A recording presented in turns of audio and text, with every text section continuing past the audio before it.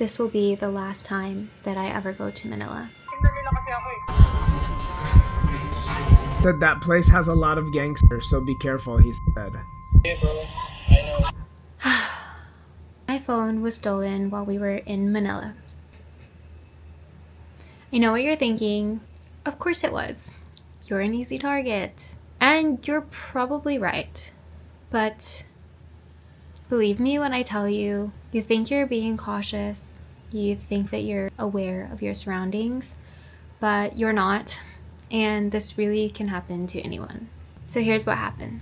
Just to give you guys a little bit of backstory, what Henry and I do for work is that we work in the vintage kind of genre. We buy, sell, and trade vintage online, but we also have a virtual flea that we've been hosting for years, as well as our own live hosting app where we stream our virtual flea. Aside from the US, the Philippines is probably one of our top supporters ever since the beginning of time. And this was our first time going to a big vintage event here in the Philippines, so this was a really big deal for us. We were going to be meeting a lot of people that we've been doing business with for years. We were really excited about it, and we were super excited to shop with some of the local vendors and see what they've curated. The spaces were very crowded. There was a lot of people there, and a lot of the times the booths are kind of squared in. This makes it easier for the vendors to be able to see as much as they possibly can, because unfortunately, not just in the Philippines, but everywhere in these vintage events, stealing is very common. So we were shopping at one of the vendors' booths, and this is where I think that it probably happened. I instantly knew that my purse was lighter. It was really tight. There was a lot of people, you know, you're just like shoulder to shoulder, elbow to elbow. This is very common, by the way, when you go to these types of events. This is not different from the US. It is very much familiar for me. And it all happened really fast. And so the moment that I realized there were so many people around, there's really no way that I could have knew who it was. But it was definitely taken from my purse. My purse does have like a magnetized thing that clasps it together, but it doesn't have a zipper.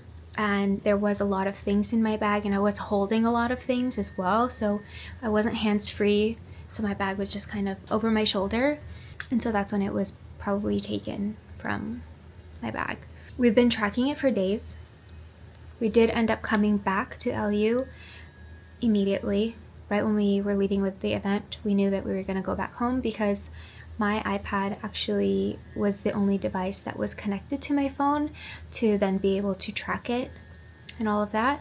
So we came back immediately, and we've been tracking ever since. So luckily we have a ton of friends in the area who know all the spots and that this person has been trying to go to, and they're trying to go to essentially all of the hottest places there are in Manila to sell off stolen phones.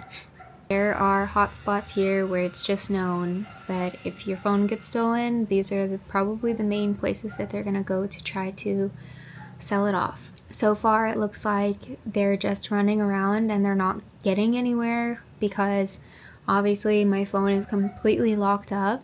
There's no way for you to get inside of the phone. No one else is going to buy a phone that is, well, useless. So the most that they can do at this point is get this phone sold off, and they just part it out, which they're not really making much money. We are actually offering a reward for the phone. Really doesn't matter to us about the phone. It has nothing to do with the phone. I mean, obviously phones are expensive and it does suck to lose a phone, but I work from my phone. There's a lot of incomplete projects on that phone that I've spent hours working on. Many hours that I will not be able to get back because, of course, all of that work is not backed up. I already wasn't feeling well when we were going to Manila. I've been really stressed out, so of course this doesn't help, and so I'm really hibernating and I'm kind of just in my own world right now because I'm so anxious. It's not a good feeling. I know that this person needs this money. This is probably what they feel like is all that they can do in order to make money. I do pray for them, and I do feel for them. Poverty is very real here in the Philippines, and I don't take that lightly. Although this whole situation does have me reflecting a lot, because in many ways I do feel bad for this person, but maybe not in the ways that other people might think I might feel bad for them.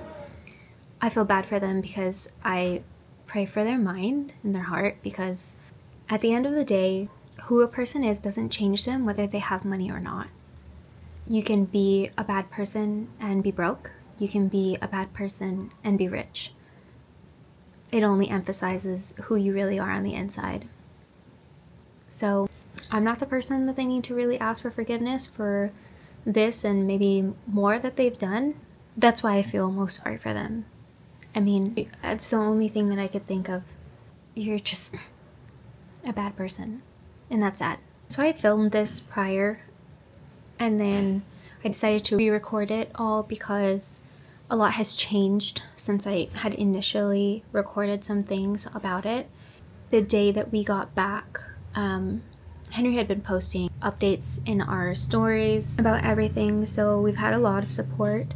Even when we came back, actually, Buhay Gulay sent us a care package, and it was so nice of them. I actually was crying because I was so grateful, because I've been so out of it ever since this all happened. I'm super grateful for them. They're some of the first people that we became friends with when we moved here, because actually when we were on vacation, we ate at Buhay Gulay almost every single day. And they're really, really great people. So thank you so much for doing that for us.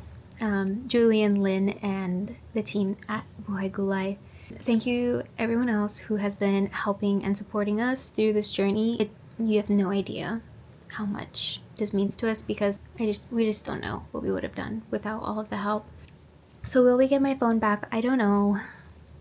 Either way, it's gonna be okay. It's a materialistic item, and did I lose some hours that were put into the work that's on that device? Sure. It's gonna be fine. Nobody got hurt. Worse things could have happened. And honestly, I just want it all to be over so that I can get back to normal. It's been a lot as it is already, digesting so much with the day-to-day moving here. Obviously, I love it and I enjoy living in the Philippines so much. This is a wake-up call for me that is a very real reminder of my new reality. Obviously, you can get things stolen from you wherever you live. It's not anything new. It's just maybe a little bit different now that I live here, because I can be an easy target. I do stand out. That's a big thing for me. I was always warned about these kinds of things happening. And just like I said, you always think, I'm cautious. That wouldn't happen to me.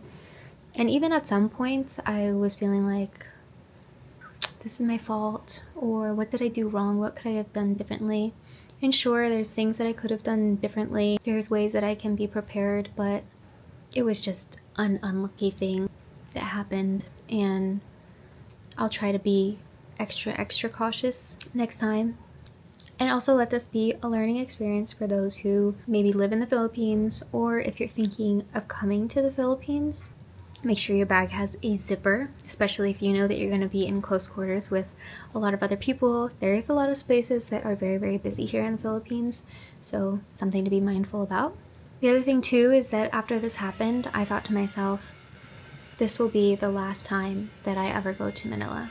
But then I felt like that's extreme and also not fair to me. I do enjoy going to Manila for certain things, and I don't want this one thing that happened to ruin it for us or friends that we like to go visit in Manila. It just sucks. The Philippines in general has been so good to us, and this one bad thing doesn't overshadow all of the great that we've experienced here, and I love it here so much. This is just a speed bump, a hiccup, I don't even know what to call it, in the adventure of living in the Philippines. I'm just gonna bounce back and keep moving forward. Since this all happened, there was kind of a pause in the vlog. That's kind of why we didn't post this week, but we'll be back very soon. I just need to get back on track and keep you guys updated on everything that we are doing here in the Philippines. building our home. So many great things and updates that we'll have for you very, very soon. So thank you guys so much for being a part of our YouTube family. We really appreciate all of you. To keep up with the vlog and see what's coming next, make sure to comment, like, and subscribe to our YouTube channel. We'll see you guys on the next one. Bye bye!